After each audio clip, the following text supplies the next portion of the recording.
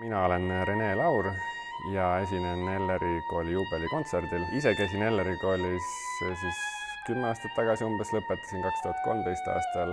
Siis tehti pakkumine tulla Elleri kooli õpetama ja loomulikult ütlesin jah, et miks ei tahaks keegi oma kodukooli tagasi tulla.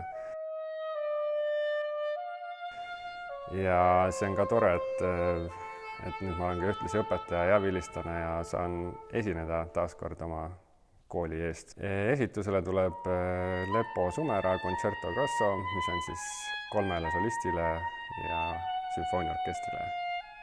See pala on kindlasti väga nõudlik.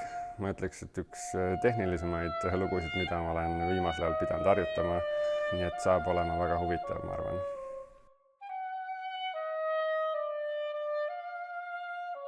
Väga tore oleks näha kõiki endaaegseid ja varasemaid, hilisemaid vilistlasi kontserdil, et koos nautida kontserti ja tähistada Elleri kooli juubelit.